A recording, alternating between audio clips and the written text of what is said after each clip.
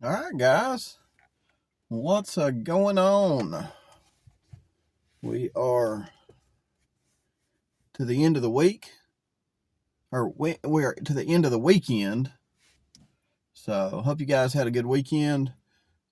Figured I'd give you a nice scenery here to look at for this video.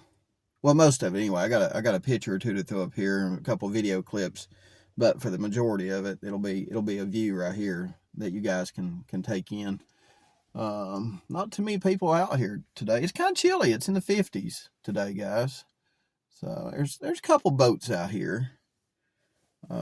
But I've got something kind of funny to talk about, along with the Summer Wells video today.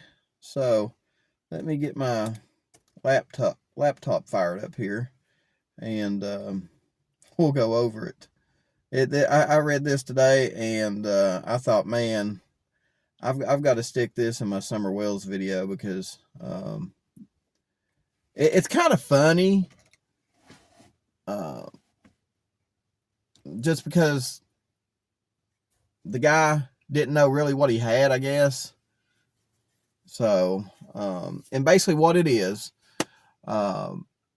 apparently there's a Minnesota man that stole the iconic ruby slippers worn by Judy Garland in The Wizard of Oz. And let me show them to you here.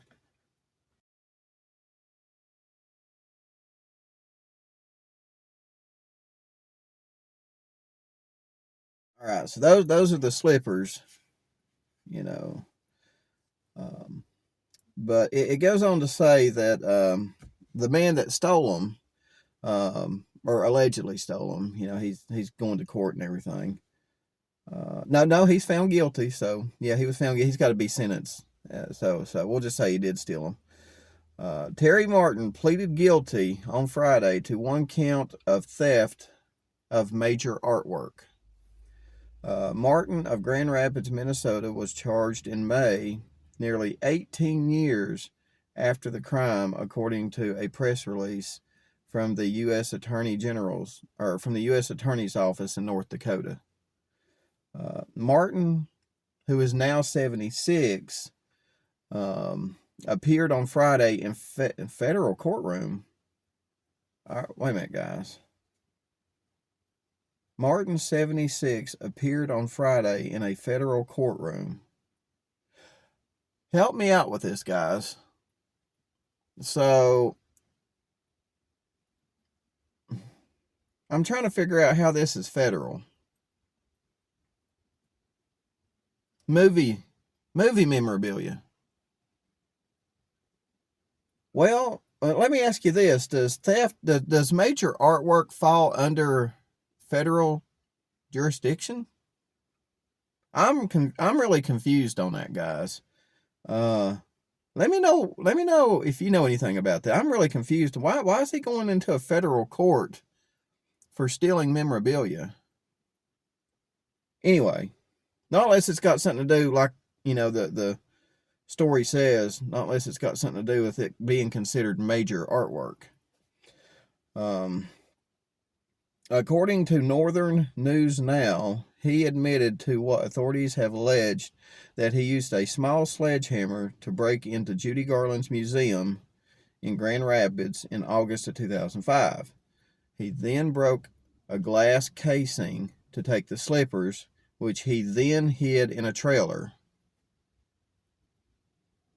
Well, I guess you got to hide them somewhere. You know what I mean? So,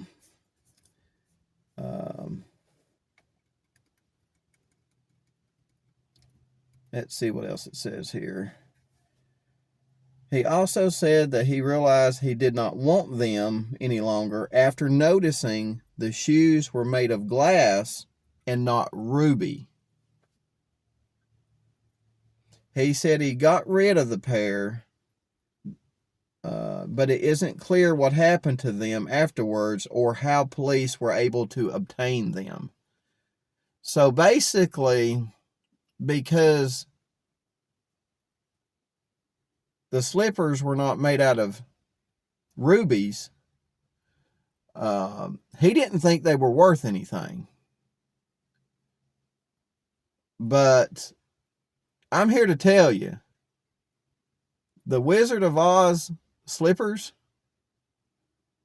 I bet you if you auctioned them things off, they ain't gonna sell for $100. Try adding a bunch more zeros to that. I mean, they're considered major artwork, and it's a very iconic piece of memorabilia. Very iconic. I guess he didn't know the value, the memorabilia value of those glass slippers. Because, I mean, if he got rid of them through the black market, I bet you dude would be pretty rich right now if he got away with it. Now, we're just saying if he got away with selling them on the black market. You know what I mean? Wow. But that's what I meant by this is kind of funny, because he's like, well, they're just made out of cheap old glass. I guess I'm just going to put them in this trailer and not worry about them. Well, that was just a waste of time. Not realizing that those slippers are worth thousands just because of the nostalgia, major artwork, iconic emblem of the Wizard of Oz. He didn't think about that. He was just thinking, well, cheap old glass slippers. I'll just stick them in a redneck trailer and just leave them there, and that's just a waste of time. Lord, if he only knew how much those were really worth. That's what this whole time I was like, good Lord, this poor feller. I guess you could classify this as a dumb crook news article. Anyway, the FBI and Grand Rapids, the FBI and Grand Rapids Police Department secured the slippers in 2018. The pair stolen by Martin were one of 4 remaining pairs of slippers used in the movie and are among the most recognizable memorabilia in the film industry. There you go. He had no idea what he was sitting on. Martin's lawyer said that he has been cooperative. Martin will likely be sentenced in the coming months. So I wonder what he's going to get for, you can say, okay, what does a person get for stealing shoes, right? But I guess it's more than that. I mean, I guess he's going to figure out those shoes were way more important than what he ever realized when, I guess he already figured that out in court. But I mean, I'm sitting there thinking, if I was him, who cares if they're made out of glass? These things are worth thousands. Just in being an iconic piece of memorabilia. I don't know. Dumb crook news, guys. Dumb crook news. So, after the video, drop some comments on what you think about that. Well, it's a peaceful view, ain't it, guys? I'd take you walking if the wind wasn't blowing so hard and it was so cold. All right, now on to the Summer Wells case. I got up this morning and I had 2 emails. And if y'all ever want to email me, you can email me at donbtruecrime@gmail.com. You can tell me hi, cuss me out, whatever. But if you want to email me, you can email me.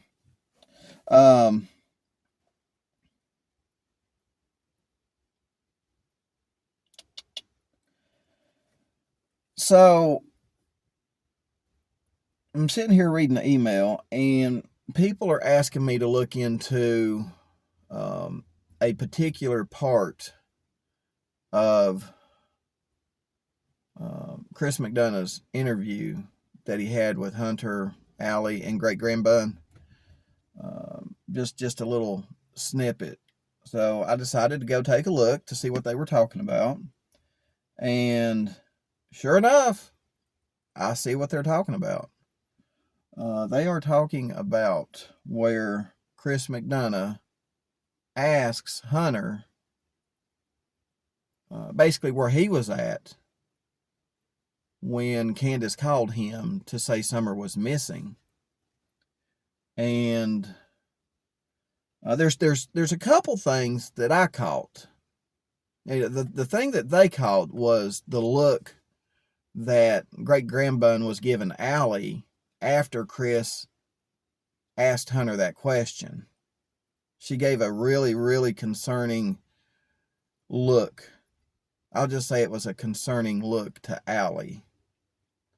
And then everybody's like, Alli mouthed the word park to Hunter, kind of like to remind him, hey, this is what you need to say to Chris McDonough as an answer to his question, which is very suspicious, okay? It is.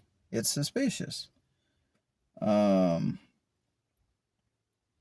let me play it for you here, and you guys, that way you guys can see what I'm talking about. Now, straight up, though, from there now, you're here. Mm-hmm. When's the next time Candace contacts you? Around 7:30 that day. That night. And where were you at that time? I was over at the park in Bristol with my... That night. And where were you at that time? I was over at the park in Bristol with my... I was over at the park in Bristol with my... All right, there it is. Hey, we got some people walking. Yeah, they're dressed. I don't know, he's wearing shorts. I don't know if I could wear shorts. But anyway, y'all seen that look great-grandbun gave Alli? And Alli mouthed the word park. Well, it looked like she mouthed the word park to Hunter. Now, their question in the email was, why would Alli have to help remind Hunter the answer to that question? Because Hunter should already know where he was at and shouldn't need to be reminded, right? I mean,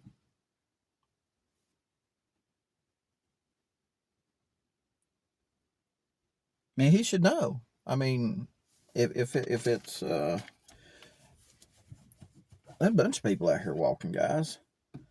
So I mean, if it's true that you know, he was at the park and this guy don't know I'm recording him, does he?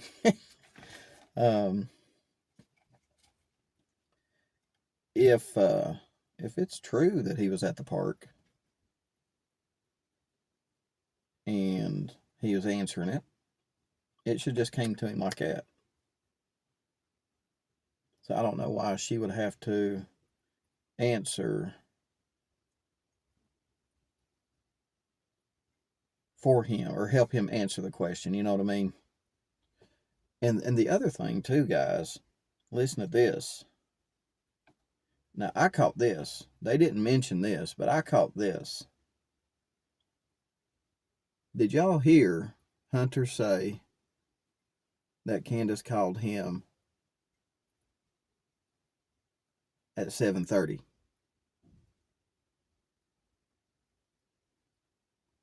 So that's another suspicious thing in this video clip, because at 7:30 the first search and rescue helicopter was in Beach Creek, and Beach Creek was flooded by 7:30 with police and search and rescue people. I think the first search and rescue helicopter was, I think, landing or just getting there. I think it got there maybe just before 7:30, which doesn't make sense. Doesn't make sense. Because, I mean, I'm sure it's going to be recorded on Hunter's phone when Candace called him. So, and I'm sure Hunter, I'm sure Hunter looked and knows by looking at the time Candace called him. I'm pretty sure, if it were me and Chris asked me, hey, what time did Candace call you? Well, I would definitely know because, like Hunter said, he knew of the stuff on Candace's phone where he looked at it supposedly and recalled it just like that. So, and I'm sure they looked at Hunter's phone before this interview, even before TBI took it. They know what time Candace called him.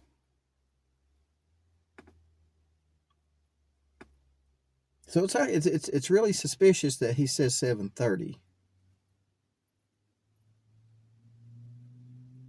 Because you would have thought he would have said 6:30.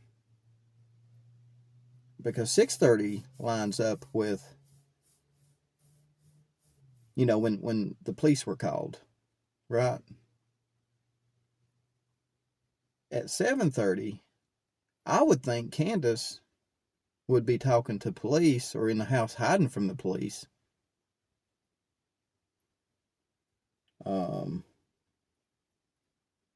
Because, apparently police, Candace called, or somebody called 911 around 6:30. That's when, 911 started dispatching officers to 110 Ben Hill Road. Was around 6:30-ish. Now it took them probably 20 minutes to get there.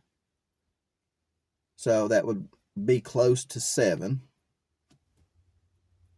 So I would say at 7 p.m. on into the evening that night, Candace should have been talking to the police, I would think. So, maybe Hunter just messed up and said 7:30, but with him being able to recall what was on Candace's phone, and the importance of when Candace called him, I guess there's a chance he could have misspoke and said 7:30, but I just found that kind of weird how Hunter said that she called him at 7:30. And Alli didn't correct him or nothing like that. Nobody corrected him on that. They were kind of quick to correct him on a few things or, help him along. They were coaching him. Alli was, looked like she was mouthing the word park. Why didn't someone jump in and go, no, it was 6:30. It was 6:30. They didn't do that. Did y'all catch that? They didn't jump in there and go, no, it was 6:30 when she called you. So that's kind of odd too. That's what I picked up on that. So let me know what you guys think about all this. Let me know what you think. So I got a few more topics this week to talk about.